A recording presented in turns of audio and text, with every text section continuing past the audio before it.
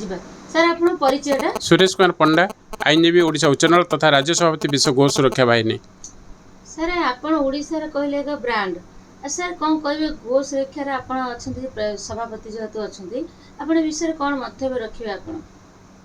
नहीं आपण मानक चिंताधारा आपण कहते ब्रांड ब्रांड कहले भी मुझे किसी बुझीपारे मु जड़े गो सेवक गोमाता सुरक्षा करने मोर हूँ कर्तव्य एवं सारा समाज रे हिंदुत्व कहले गोमाता को बुझाते गोहित जगत कल्याण गोमाता विश्व प्राणी प्राण जेहेतु गोमाता को सुरक्षा दबा हूँ प्रत्येक मानव समाज कल्याण सबुठ श्रेष्ठ होती बुद्धिमानी प्राणी होती मनीष मनीष जदि ये कथा न बुझीपारे प्रथम तो गो संपद लोप होगा मानव समाज कल्याण अकल्याण परिणत हो जहाँफल कि मानव समाज संपूर्ण भाव में धूलिसात हो से चिंताधारा को चिंतार नहीं मु जड़े आईनजीवी हेले ओडिशा उच्च न्यायालय आईनगत भावना गोमाता सुरक्षा राज्य रास्तार गोमाता को सुरक्षा देवा बेआईन गोचालाण को विरोध करवा ये सब मोर कर्तव्य बोली मुझे भावी आपण मैंने भावुंटे जे ब्रांड ब्रांड कहले मु कौन तो जानीपारे कि आपण मान चिंताधारा अवश्य आपण मान चिंताधारा आप गणमाध्यम सदाबले बाजे जे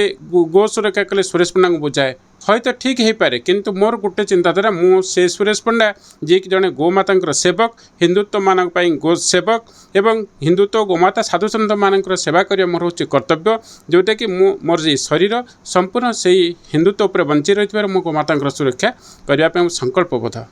सर सुरेश पंडा कहले गो सुरक्षा को बुझे समस्ते जानती सारा इंडिया को ओडिशा रे आप विभिन्न गणमाध्यम प्रकाश कर सहित आपण या मध्य जीवे गोवा को जीवे आम जहाँ स्वतंत्र खबर मध्यम जान आप 26 तारीख मध्य जीवे आम शुणीचु तो से विषय आप कौन कहे सर?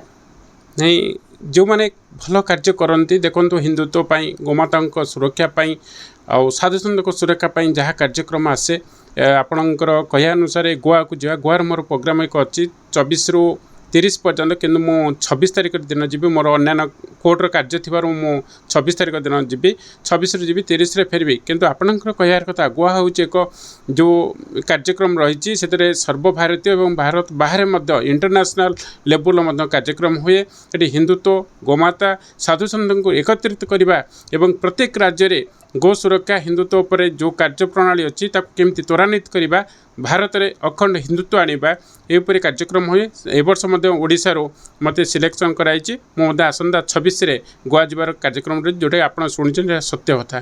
सर 2024 रे जो निर्वाचन है बीजेपी सरकार है तो गो सुरक्षा अनुसार आपण जेहेतु लड़े तेणु सरकार किभली आपको सपोर्टिंग देवा आपन आशा कौन अच्छी सर? बहुत भल कथा पचार देखूँ आम 2011 मसीहा ठारू जिते राज्य में बीजेडी सरकार थिले आम आपण मैंने देखिथे पुलिस सहित आईन को पुलिस जो उल्लंघन करे सहित आईनगत व्यवस्था जो भाई व्यवस्था कराए बेआईन गोचालाण को रोकवा गोमाता को सुरक्षा देवा एमबी एक्ट अनुसार गाड़ी मालिक मान विरुद्ध में दृढ़ कार्यानुष्ठान आईनगत भाव में ये सब जो कार्य चली मु भावुची बीजेपी आम चिंताधारा एवं आम चिंता को जदि संकल्पबद्ध करी राज्य में सरकार आम जो आम विरोध हिसाब से सरकार थिले किंतु देखो सरकार बीजेपी बीजेडी किए भी आसतु किंतु आईन तो अच्छी आईन को लेकिन मुझे जड़े आईनजीवी हिसाब से गोमाता सुरक्षा करूली ठीक आउरी गोटे कथा जदि मत सपोर्टर मिलगले आम राज्यर बीजेपी चिंताधारा बीजेपी आसिले सरकार गठन कले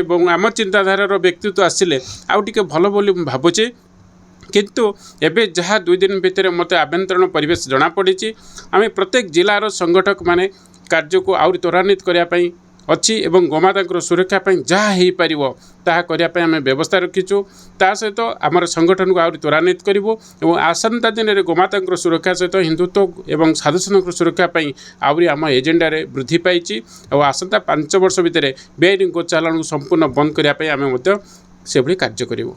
सर आम देखी कि आप चैम्बर रे विभिन्न गोमाता आसते आप बिस्कुट सब खाया दौले तो गोमाता सहित आप आंतरिक कथबार्ता एमती कौन आप कथबार्ता कहते कि गोमाता सहित आपड़ देखिथे जो आप दूर आसी आप देखिए मोर ना कहले बोधे कम लोग जानी जय गोमाता भवन कहले अंचल समस्त जानी सारा ओडिशा ने ओडिशा बाहर परिचित आपन जो आसते मुझे गोटे कथा आपको कहूली आप जय गोमाता भवन आईबी रोड पचारिक पलि आसतु देखिए माँ ना आपन को केते लोक सम्मानित देवे आपड़ कहते ଯେତେବେଳେ କି ଲୋକଙ୍କୁ ପଚାରିଲେ ସମସ୍ତେ କହୁଥିଲେ ତାଙ୍କ ଘର ଦ୍ୱାରରେ ଗୋମାତା ପାଇଁ କୁଣ୍ଡ ଥିବ ଆଉ ଗୋମାତା ଠିଆ ହେଇଥିବେ ତାଙ୍କ ଘର ଗେଟ୍ ପାଖରେ ଗୋମାତାଙ୍କର ଚିହ୍ନ ଥିବ ଆପଣ ସେଇଟା ଜାଣିବେ ସେ ହେଉଛି ସୁରେଶ ପଟ୍ଟନାୟକ ଘର।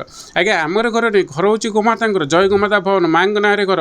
ଆଉ ଆପଣ ଯେଉଁ କହୁଛନ୍ତି ଚାମ୍ବର ତ ତାର ଘର ତ ତାର ଆମେ ତ ତାର ସନ୍ତାନ ଆଉ ତାକୁ ନେଇକି ଆମେ ବଞ୍ଚିଛୁ ଯଦି ଗୋମାତାକୁ ନେଇକି ଆମେ ବଞ୍ଚିଛୁ ତା ପରିଚୟରେ ମୁଁ ପରିଚିତ ଅଛି। ଆଜି ଗୋଆ ଯାଉଛି କି ଦିଲ୍ଲୀ ଯାଉଛି କି ଆମର ବୃନ୍ଦାବନ ଯାଉଛି କି ମଥୁରା ହରିଦ୍ୱାର କାଲକାଟା ଯେଉଁଠି ମିଟିଂ ହେଉଛି ବା ଯୋଗାଯୋଗ ରହୁଛି ବା ଯେଉଁ ହିନ୍ଦୁତ୍ୱ ପାଇଁ କାର୍ଯ୍ୟକ୍ରମ ହେଉଛି ଗୋମାତାଙ୍କ ପାଇଁ ପରିଚିତ। ନହେଲେ ଓଡ଼ିଶା ହାଇକୋର୍ଟରେ ମଧ୍ୟ ବହୁତ ବଡ଼ ବଡ଼ ଆଇନଜୀବୀ ଅଛନ୍ତି କିନ୍ତୁ ଜଣେ ସାଧାରଣ ଆଇନଜୀବୀଙ୍କୁ ଡକରା ହେଉଥିବାର କାରଣ ହେଉଛନ୍ତି ଗୋମାତାଙ୍କର ପରିଚୟରେ ମୁଁ ପରିଚିତ। ଶେଷରେ ଗୋମାତାଙ୍କ ପାଇଁ ଏକ ମନ୍ତ୍ର କିଛି କହିବେ କି ଆପଣ? ଗୋମାତାଙ୍କ ପାଇଁ ମନ୍ତ୍ର ଗୋମାତା ହିଁ ହେଉଛନ୍ତି ଗୋମାତା। ଗୋମାତା ମା' କହିଲେ ମାଟିରୁ ଆକାଶ ତାଙ୍କୁ ହିଁ ଯେତେବେଳେ ଉଚ୍ଚାରଣ କରାଯାଏ ତାଙ୍କୁ ଯଦି ସ୍ମରଣ କରିବେ ସେ ହେଉଛି ମହାମନ୍ତ୍ର। ଆଉ ସ୍ମରଣ କରିବା ଦ୍ୱାରା ଶରୀର ଶୁଦ୍ଧ ହୁଏ। ଗୋମାତାଙ୍କୁ ଛୁଇଁ ଦେଲେ ଆତ୍ମା ଶୁଦ୍ଧ ହୁଏ। ଆଉ ଗୋମାତାଙ୍କ ସଂସ୍ପର୍ଶରେ ଆସିଲେ ଆପଣଙ୍କର ସାଂସାରିକ ଏବଂ ଆପଣଙ୍କର ଇହକାଳ ପୂର୍ବକାଳ ମଧ୍ୟ ପରିବର୍ତ୍ତନ ଆସେ। ଗୋମାତା ଜଣେ ସାଧାରଣ ନୁହନ୍ତି। ଗୋମାତାଙ୍କୁ ସ୍ପର୍ଶ କରିବା ଗୋମାତାଙ୍କୁ ଛୁଇଁବା ଏ ହେଉଛି ମନ୍ତ୍ର। ଗୋମାତାଙ୍କ ସଂସ୍ପର୍ଶରେ ଆସିବା ଗୋମାତା ଆପଣଙ୍କୁ ଶ୍ରଦ୍ଧା କରିବା ଏ ହେଉଛି ଏକ ମହାମନ୍ତ୍ର। ମୁଁ ସମସ୍ତଙ୍କୁ ନିବେଦନ କରିବି ଗୋମାତାଙ୍କ ସହିତ ସେହିଭଳି ସମସ୍ତେ ଆଦାନ ପ୍ରଦାନ ହୁଅନ୍ତୁ। ଗୋମାତା ପ୍ରକୃତିରେ ମଣିଷର ଦୁଃଖ ସୁଖକୁ ସବୁ ବୁଝିପାରନ୍ତି।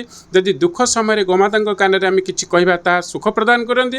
ଅସୁବିଧା ସୁବିଧା ଆସିଲେ ସଦାସର୍ବଦା ତାର ସନ୍ତାନକୁ ସୁଖ ପ୍ରଦାନ କରିବା ପାଇଁ ଗୋମାତା।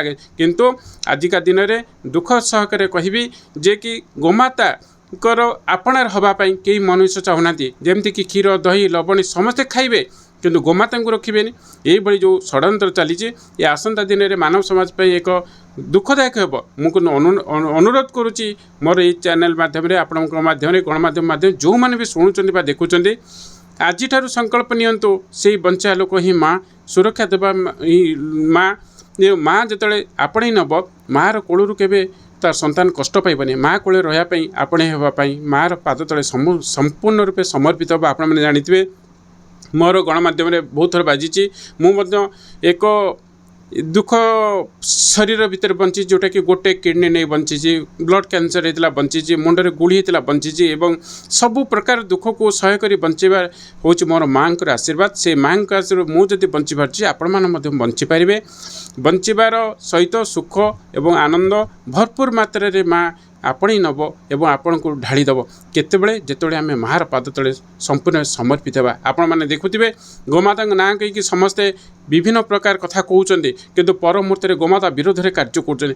ଯେଉଁମାନେ ଗୋମାତାର ବିରୋଧରେ କାର୍ଯ୍ୟ କରୁଛନ୍ତି ସେ ଆପେ ବହୁତ ଦୁଃଖ କଷ୍ଟ ପାଆନ୍ତି ଆଉ ସେ ଯନ୍ତ୍ରଣା ଛଟପଟ ହୁଅନ୍ତି। ଆଉ ସେଇ ଦୁଃଖଟା ସେମାନେ ଭାବନ୍ତି ମିଛ କହିବାର ଫଳ କ'ଣ।